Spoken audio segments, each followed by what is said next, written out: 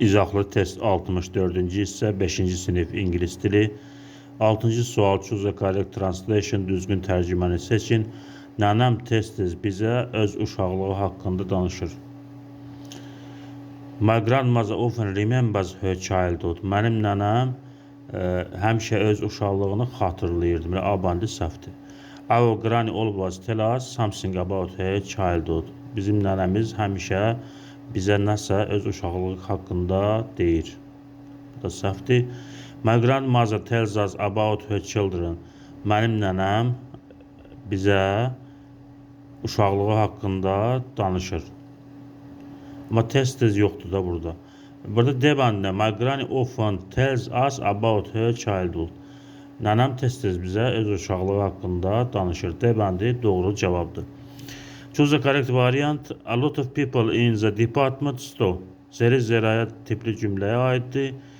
People sözü cəmdədir. People sözü cəmdə olduğu üçün there isn't işlənməz.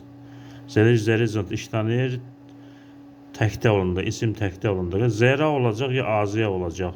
Azıya sual cümləsində olur. Zera isə təsdiq cümləsində. B bəndi doğru cavabdır. There are a lot of people in the department store. Onu verməkdə çoxlu insanlar var. B bəndi doğru cavabdır. 8-ci sual choose the correct variant düzgün variantı seçin. Pat lives. Pat yaşayır. Harda yaşayır? In a big city. Böyük şəhərdə yaşayır. Bir düzdür. Pat lives to London. Pat Londonda yaşayır. Bu düz gəlmir. London to ya şəkilsini verir. 2 səhvdir 3.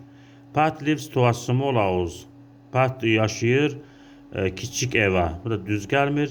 Pat lives in a village. Pat kənddə yaşayır. Deməli Pat lives in a big city. Bir. Pat böyük şəhərdə yaşayır. Bir də Pat lives in a village. Pat kənddə yaşayır.